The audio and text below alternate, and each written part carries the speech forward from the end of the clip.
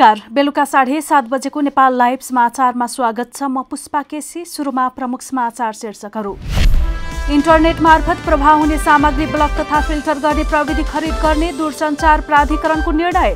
थाहै नपाई गायब हुन सक्छन् सामाजिक सञ्जाल र डिजिटल मिडियाका सामग्री। स्टार अस्पतालमा मृत्यु भएका व्यक्तिमा कोरोना संक्रमण भएको पुष्टि।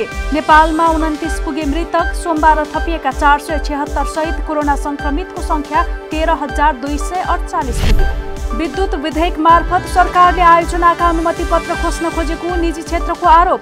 सर्वेक्षण अनुमति पत्र एउटा र उत्पादन अनुमति पत्र अर्कै कम्पनीले पाउने गरी राखिएको प्रतिस्पर्धामा विरोध।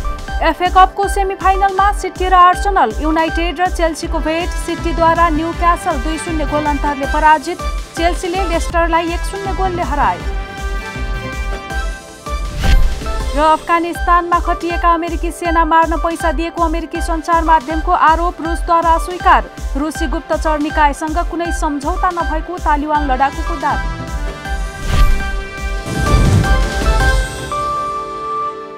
अब समाचार विस्तारमा। केही दिन अघि मात्रै नेपाल दूरसञ्चार प्राधिकरणको सञ्चालक समितिको बैठकले इन्टरनेट मार्फत प्रभाव हुने सामग्री ब्लक तथा फिल्टर गर्ने नयाँ प्रविधि खरिद गर्ने निर्णय गरेको छ। प्राधिकरण सञ्चालक समितिले स्वचालित कन्टेन्ट फिल्टरिङ तथा युआरएल ब्लकिङका लागि इन्टिग्रेटेड सिस्टम खरिद गर्ने निर्णय गरेको हो। प्रधानमन्त्री केपी शर्मा ओली स्वयंले पटक पटक सामाजिक सञ्जाल र मिडियाहरूप्रति असन्तुष्टि र आक्रोश व्यक्त गरिरहेका बेला अभिव्यक्ति स्वतन्त्रतालाई अंकुश लगाउने प्रविधि खरिद गर्ने प्रक्रिया अगाडि बढाइनुलाई अर्थपूर्ण मानिएको छ। प्राधिकरणको सो निर्णय अहिले सञ्चार तथा सूचना प्रविधि मन्त्रालयमा पुगेको छ। निर्णयको ड्राफ्ट मन्त्रालय पठाएका छौं। प्राधिकरण अध्यक्ष पुरुषोत्तम खनालले भने, बाँकी कुरा उतै बुझ्नुहोस्, योभन्दा बढी म बोल्दिन्न। अभिव्यक्ति स्वतन्त्रता हनन हुने प्रविधि भित्र्याउने चलखेलको अर्को गम्भीर पक्ष दूरसञ्चार प्राधिकरणको सञ्चालक समितिले आफ्नो क्षेत्राधिकार बाहिर गएर यो प्रक्रिया अगाडि बढाउनुलाई लिएको छ। प्राधिकरणको यो निर्णय क्षेत्राधिकार भन्दा बाहिर रहेको र यसले नागरिकलाई दिइएको अभिव्यक्ति स्वतन्त्रताको अधिकार हनन गर्नेमा दुई मत नभएको बताउँछन् प्राधिकरणकै पूर्व अध्यक्ष दिगम्बर झा। त्यसमा पनि प्राधिकरणले आफ्नो आम्दानीबाट यस्तो प्रविधि खरिद गर्नै नपाउने उनको भनाइ छ। एक दशक अघि नै चर्चामा आएको यो विषय नागरिक स्वतन्त्रताको अधिकार अवरुद्ध गर्ने भन्दै यो बीचमा स्थगित भएको थियो। परराष्ट्र मन्त्री प्रदीप कुमार गेवालीले सीमा विवादका सम्बन्धमा तथ्यमा आधारित भएर समाचार प्रकाशन गर्न सञ्चार माध्यमलाई आग्रह गरेका छन्। राष्ट्रिय सभाको सोमबारको विशेष बैठकमा बोल्दै गेवालीले नेपालको गाउँ चीनमा भन्दै कृषि मन्त्रालयको प्रतिवेदन भनेर प्रकाशित भएको समाचारको खण्डन गर्दै यस्तो आग्रह गरेका हुन्। बैठकमा विशेष समय लिएर बोल्दै मन्त्री गेवालीले चीनले भूभाग मिचेको सत्यता अनुसन्धान गर्दा पुष्टि नभएको बताए। असार 10 गते चीनतर्फ 7 जिल्लामा सीमा अतिक्रमण भएको भनी प्रकाशित समाचारमा दिइएको स्रोत नै गलत भएको उनले बताए। कृषि तथा पशुपक्षी मन्त्रालयमा कुनै पनि समयमा नापी विभाग नभएको र यसले प्रतिवेदन नबनाएको भन्दै खण्डन गरेकाले यसको पुष्टि नभएको उनको भनाइ छ। दुवै देशका सीमा सारियो र भत्कियो भनी उठाइएका प्रश्न नै गलत देखिएको उनले बताएका छन्। कृषि मन्त्रालयको प्रतिवेदन भनिएको स्रोत उल्लेख गरेर 77 असार 10 गते कान्तिपुर दैनिक र अन्य केही सञ्चार माध्यमहरूमा प्रकाशित चीनतर्फ पनि 7 जिल्लामा सीमा अतिक्रमण भन्ने समाचारप्रति कृषि तथा पशुपक्षी मन्त्रालयको ध्यान आकर्षण भएको छ। उक्त समाचारको आधार बनाइएको प्रतिवेदन यस मन्त्रालयबाट प्रकाशित नै नभएको र सो सम्बन्धी विषय यस मन्त्रालयको कार्यक्षेत्र समेत नभएकोले उक्त समाचारमा कुनै सत्ता नरहेको भनेर जसलाई आधार बनाएर यी फेक समाचारहरू बनाइएका थिए सम्बन्धित मन्त्रालयले नै खण्डन गरिसकेको बेहोरा पनि म सम्मानित सदनमा जानकारी गराउन चाहन्छु। परराष्ट्र मन्त्री गेवालीले दुई देश बीचको सम्बन्धमा प्रतिकूल प्रभाव पार्ने समाचार प्रकाशन नगर्न र यसबाट भ्रममा नपर्न आग्रह गरेका छन्। उनले नेपाल र चीनका बीचमा सन् 1955 मा पत्राचारपछि कूटनीतिक सम्बन्ध कायम भएको जानकारी दिएका छन्। ललितपुरको स्टार अस्पतालमा एक कोरोना संक्रमितको मृत्यु भएको छ। रौतहटका 29 वर्षीय पुरुष शनिबार राति उपचारको क्रममा मृत्यु भएको ललितपुर स्वास्थ्य कार्यालयले जनाएको छ। उनमा श्वास प्रश्वास सम्बन्धी समस्या थियो। उनको मृत्यु शनिबार राति भए पनि पीसीआर परीक्षणको रिपोर्ट सोमबार बिहान आएको कार्यालयका प्रमुख खगेश्वर गेलालले बताए। उनको शनिबार राति नै स्वाब सङ्कलन गरिएको थियो। यो सँगै नेपालमा कोरोना संक्रमणबाट मृत्यु हुनेको संख्या 29 पुगेको छ। यसैबीच पछिल्लो 24 घण्टामा थप 476 जनामा कोरोना भाइरसको संक्रमण देखिएको छ। पछिल्लो 24 घण्टामा देशका विभिन्न प्रयोगशालामा गरिएको परीक्षणका क्रममा थप 476 जनामा कोरोना भाइरसको संक्रमण पोजिटिभ देखिएको स्वास्थ्य तथा जनसङ्ख्या मन्त्रालयका प्रवक्ता डाक्टर जागेश्वर गौतमले जानकारी दिए। सोमबार थपिएका सहित नेपालमा संक्रमितको संख्या 13,248 पुगेको छ। पछिल्लो 24 घण्टामा थप 121 जना उपचारपछि निको भएर डिस्चार्ज भएका छन्। यो सहित डिस्चार्ज हुनेको संख्या 3,134 पुगेको छ। प्रवक्ता गौतमका अनुसार हालसम्म देशका सबै जिल्लामा संक्रमण देखिएको छ। कोभिड-19 का कारण महाधिवेशन कार्यतालिका प्रभावित बनेपछि कांग्रेसमा यसअघिकै क्रियाशील सदस्यलाई कायम राखेर तोकिएको मितिमै महाधिवेशन गर्ने विकल्प अघि सारिएको छ। पार्टीको 14औं महाधिवेशन आगामी फागुन 7 देखि 10 सम्मका लागि तय गरिएको छ। गत फागुन 15 सम्म पार्टी संरचनाहरू समायोजन सकेर क्रियाशील सदस्यता वितरण र नवीकरण गर्ने कार्यतालिका बनाइएको थियो। निर्वाचन समितिलाई 3 पटक अवधि थप्दा समेत संगठन समायोजन सकिएको छैन। निर्वाचन समितिका अध्यक्ष राधेश्याम अधिकारीका अनुसार लकडाउन अघि जम्मा 52 जिल्लामा मात्र समायोजन सकिएको छ। समायोजन सकिएका जिल्लामा क्रियाशील सदस्यता वितरण र नवीकरण सुरु भएको थियो। कोरोनाले नियमित प्रक्रिया कार्यतालिका रोकिएको छ। नेता अर्जुन नरसिंह केसीले कार्यतालिकामा असर परेकाले तोकिएकै समयमा महाधिवेशन गर्न क्रियाशील सदस्यता वितरण रोकेर पुरानैलाई कायम गर्न सकिने बताए।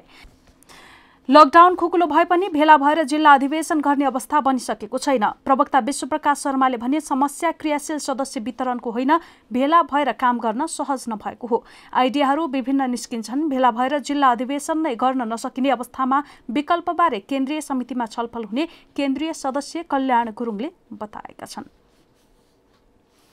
विद्युत सम्बन्धी कानूनलाई संशोधन र एकीकरण गर्न बनेको विधेयक 2076ले जलविद्युत क्षेत्रमा स्वदेशी लगानीकर्तालाई प्रोत्साहन गर्नुको साटो समस्यामा पार्न खोजेको देखिएको छ। निजी क्षेत्रका लगानीकर्ता जलविद्युत आयोजनाको सर्वेक्षण र उत्पादन अनुमति पत्रका लागि विधेयकमा गरिएको प्रतिस्पर्धा र समय सीमा सम्बन्धी व्यवस्थामा सरकारको खराब नियत देखिएको बताउन थालेका छन्। आयोजनाको सर्वेक्षण एउटा कम्पनीले गर्ने वा गरिसकेको तर उत्पादनको अनुमति भने अर्कै कम्पनीले पाउन सक्ने भएपछि उनीहरू विधेयकसँग सशंकित भएका हुन्।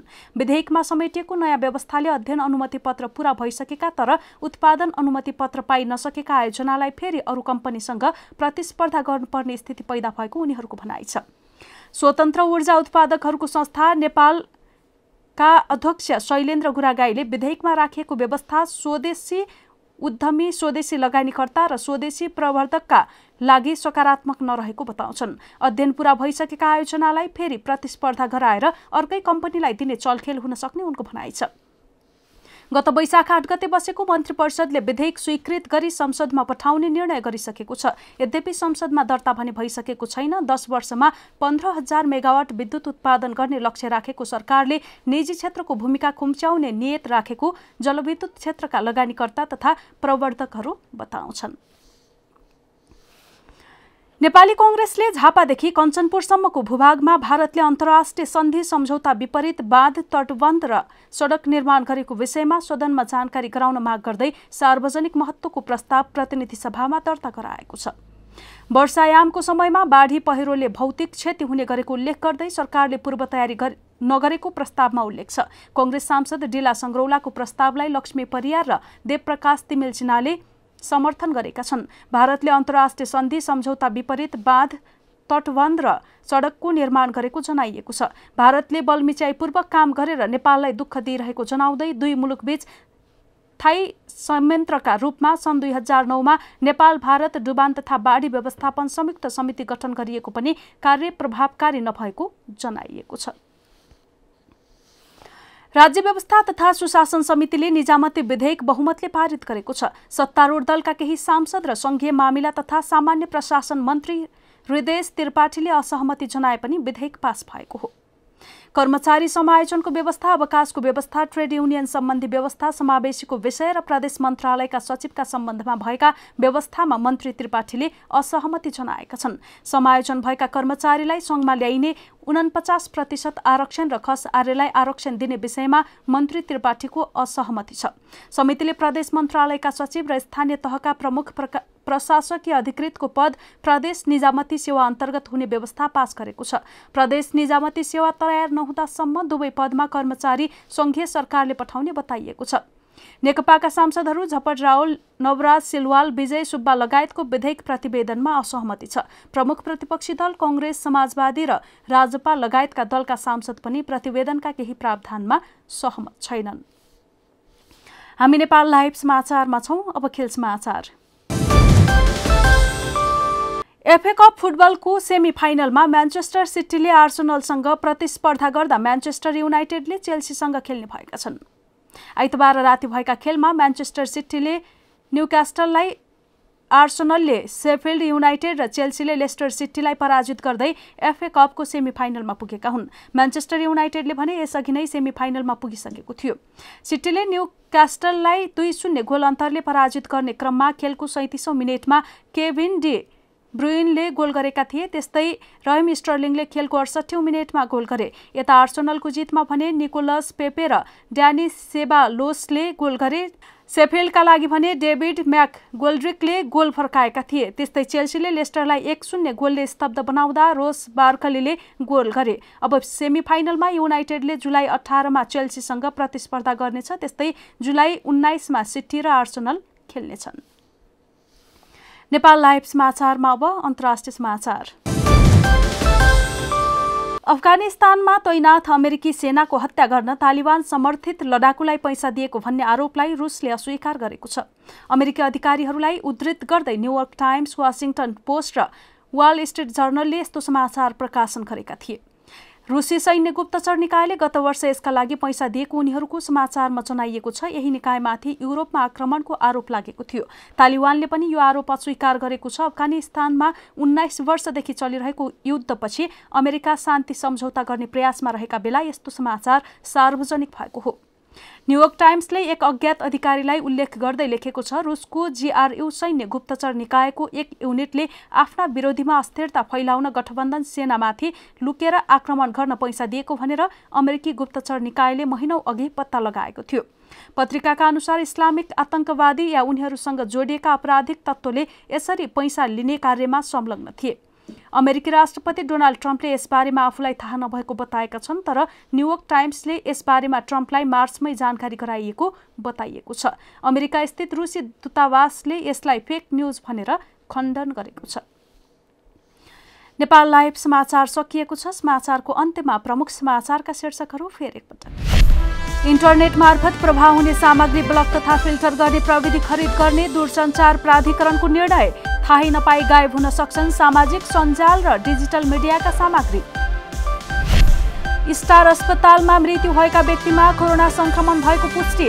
नेपालमा 29 पुगे मृतक। सोमबार थपिएका 476 सहित कोरोना संक्रमितको संख्या 13,248 पुग्यो। विद्युत विधेयक मार्फत सरकारले आयोजनाका अनुमति पत्र खोज्न खोजेको निजी क्षेत्रको आरोप। सर्वेक्षण अनुमति पत्र एउटा र उत्पादन अनुमति पत्र अर्कै कम्पनीले पाउने गरी राखिएको प्रतिस्पर्धामा विरोध।